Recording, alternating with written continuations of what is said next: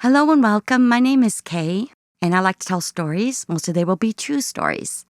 Today, I wanted to do a part 2 of coworkers that are just plain either obnoxious or just not really very professional or just plain stupid. The first lady I'm going to tell you about, I'm just going to call her B. She falls under the not very bright category, if you can catch my drift there. She was never rude or snotty to anybody that I ever heard.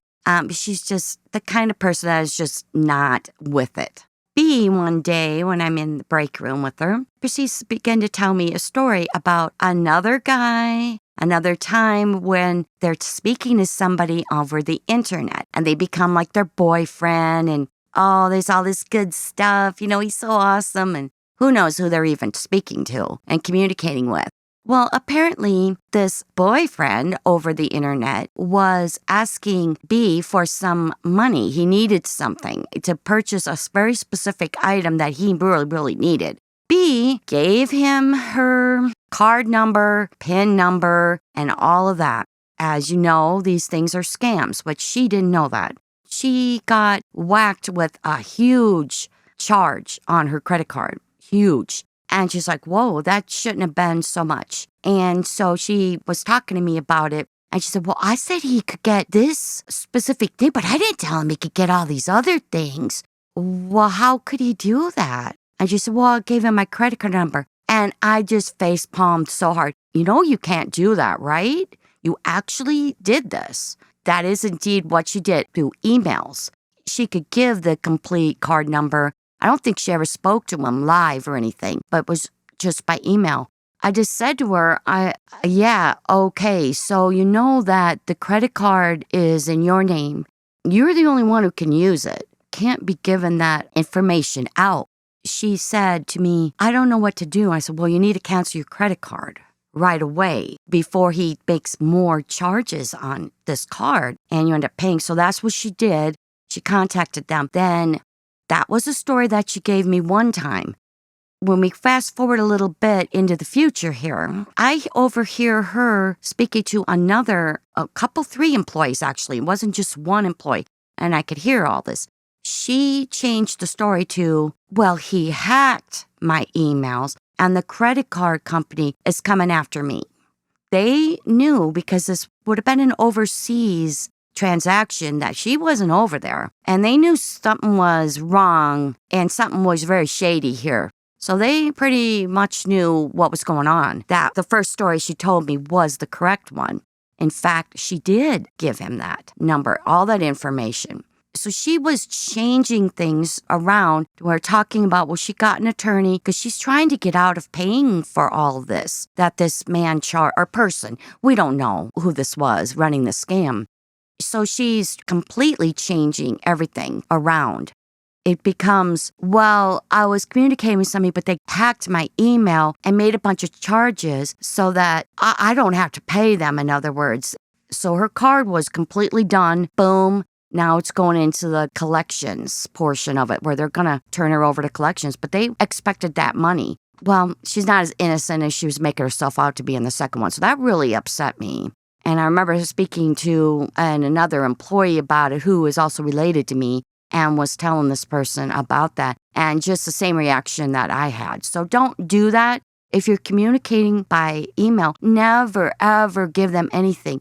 Do not give them even a first name even, or a location or anything like that. Who you think you're speaking to is not who you're speaking to. Just protect yourself. I had another coworker that I worked with this was a retail store. She was okay-ish usually, but she used to like to show up on her days off and sit down at the front of the store on a lawn chair drinking beer. She would just get a beer out of her car and drink it. So she was pretty much a lush. And I remember going over to where she was working one day. She just wasn't acting right. She wasn't with it. She was being weird. Her eyes were funny. Strongly suspected that she was drunk, intoxicated at work, working with her, yippee, because she would get off of her point quite a bit and start talking about these other things, like asking you about this particular thing.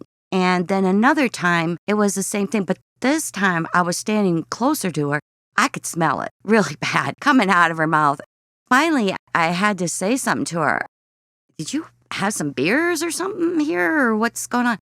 And she just started laughing, and she didn't really want to answer me. But the icing on the cake was one day when we came in to unload the truck. And usually I would do it with her. She's just acting so weird. And the other person who was working decided to go do the truck, and they put me on the register. So I'm on the register because I really can't work with her at this point. She's not getting anything done, and she's half falling sideways over boxes and things. And I'm telling the other employee, I'm with, like, I don't know, but I think she's drunk. I mean, I don't know. What do you think? And so she had me do the register while she went back, was working with her.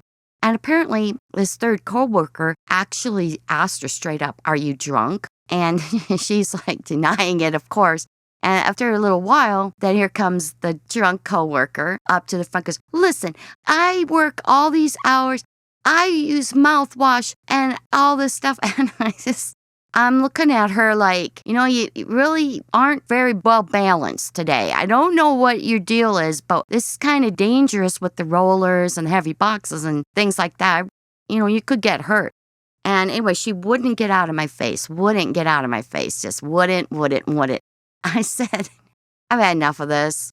I just clocked out and I freaking left. I just quit my job. I can't work with her like that.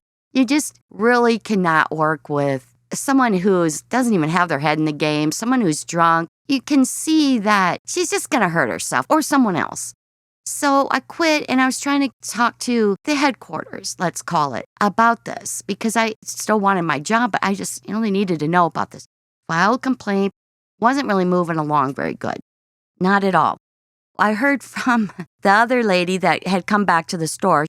She says, "I just want to ask you a straight up question. Do you come into the store anymore?" And I said, "No." This other third girl, she also told Jay, I'll call her, doesn't come into the store anymore because of that. This ruined a friendship there. We'll keep in touch about this. I want to know because I let her know that I had been trying to contact corporate HQ about this. And I'll be danged if, like, a month later, I went in only because this other lady was working there again. And she let me know that she had gotten fired. And I said, "Well, why?" Because she caught her with a bottle of liquor in the back room when she was supposed to be doing the trucks and doing stuff. So she caught her red-handed. And that was the end of that, and she was gone. But I was unable to get that particular job back because I did like it. Just I don't want to work with drunk people. So thank you for listening. I just wanted to follow up. I'm sure I'm going to have more videos about coworkers just being stupid or being weird or being irate, just difficult people. So don't feel like you're alone in this. I think we all go through it. We have those certain ones that we could do without. So thank you so much for listening. Take care. Till next time. Bye.